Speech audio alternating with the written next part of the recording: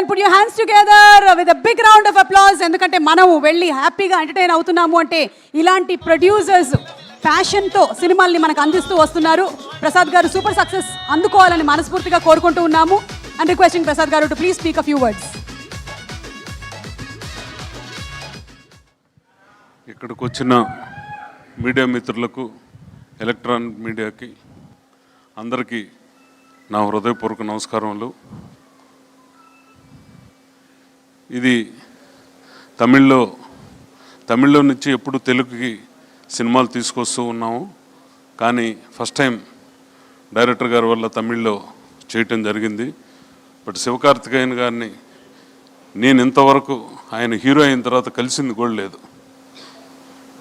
ఆయన ఈ సినిమాలో హీరోగా చేయటం నిజంగా నేను అదృష్టంగానే భావిస్తున్నా.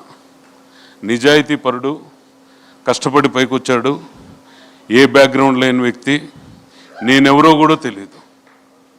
నన్ను నమ్మి ఆయన నాకు డేట్లు ఇచ్చారు మురుగదాస్ గారి వల్ల. మేము కూడా మా శక్తివంచం లేకుండా ఈ సినిమా ఆయనకు అమరం తర్వాత వచ్చే సినిమా ఆయన ప్రెస్టేజీ నిలబెట్టాలనే ఉద్దేశంతో ఎక్కడా మేము కాంప్రమైజ్ కాల.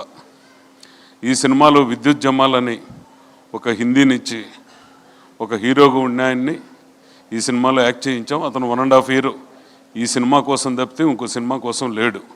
అమరం తర్వాత శివకార్తికేయన్ గారు కూడా ఈ సినిమా కోసమే ఆగిపోయారు.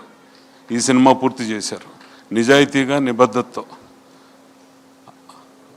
విద్యుత్ జమాల్ కూడా 1.5 year ఇంకో సినిమా ఒప్పుకోలే. ఇప్పుడు అతనికి దీంట్లో విలన్ గుండె ఆయన అక్కడ హీరో. ఇంటర్నేషనల్ సినిమా ఒకటి వస్తే అక్కడ ట్రైనింగ్కి వెళ్ళి ఉన్నాడు. ఇప్పుడు 1.5 year ఒక ఇంటర్నేషనల్ సినిమాలో బుక్ అయి ఉన్నాడు. మీరు అయ్యప్పన్ కుశాలం అని చూసుంటారు, బిజు మీనన్, మీకు అందరికీ గుర్తే ఉంటుంది. ఒక ఇంపార్టెంట్ లీడ్ రోల్ ఉంది దీంట్లో. సినిమా చూస్తే మీ కేరళలో అతను టాప్ మోస్ట్ ఒక range hero Biju Menon. Next Shabbir, Rukmini Vasanthan ఈ సినిమాలో మేము తీసుకునే రోజుకి అప్కమింగ్ హీరోయిన్. ఈరోజు కాంతారా 2లో ఆమె, జూనియర్ ఎన్టీఆర్ సినిమాలో ఆమె, ట్యాక్సీ సినిమాలో కూడా ఆమె హీరోయిన్. ఇప్పుడు నెక్స్ట్ 1 month ఇంకా ప్రమోషన్లో కాంతారా 2లో మా సినిమా తర్వాత పోయి దానికి జాయిన్ అవ్వాలి. అనిరుద్ధ్ని కూడా నేను ఎప్పుడూ కలవలేదు. అంటే అనిరుద్ధ్ ఇక్కడ ఫంక్షన్లకు వచ్చినప్పుడు నేను కొన్ని సినిమాలు రిలీజ్ చేశాను, లైక్ అవి, అప్పుడు పరిచయం ఉంది. ఈ సినిమాకి Anirudh, DOP Sudeep Elman, senior most editor Srikar Prasad garu, direction team Murugadoss garu, assistant team, Sundarrajan team, plus మా అప్పారావు గారు సినిమా అంతా దగ్గరుండి నడిపించింది, చేయించింది మొత్తం ఆయనే. ఇది ఆయన కెరీర్లోనే ఒక బిగ్గెస్ట్ బ్లాక్ బస్టర్ అవుతుంది ఖచ్చితంగా మేము నమ్ముతున్నాం. మీకు అదే రకంగా ఐఫీస్ట్గా ఈ సినిమా ఉంటుంది. ఒక కొత్త వ్యక్తి, నేనెవరో తెలియని వ్యక్తికి ఒక డేట్లు ఇచ్చి అమరం తర్వాత వెయిట్ చేసి సినిమా చేయటం అంటే నేను చాలా ప్రౌడ్గా ఫీల్ అవుతున్నాను. నిజంగా ఆయన చాలా పెద్ద స్టేజ్కి, చాలా పెద్ద హీరో తమిళనాడులో. తొందరలోనే ఇప్పుడు ఆల్రెడీ పెద్ద హీరో, ఇంకా పెద్ద రేంజ్కి ఆయన కృషి వల్ల ఖచ్చితంగా వెళ్తారు. ఆ నిజాయితీ, ఆ నిబద్ధత ఆయనకు ఉంది కాబట్టే ఒక యాంకర్నిచ్చి ఈరోజు హీరో స్థాయికి వెళ్ళాడు. ఇంకో సూపర్ స్టార్ అంటే రజనీకాంత్లో వీళ్ళ మళ్ళీ సోషల్ మీడియాలో ట్రోల్ చేస్తారు.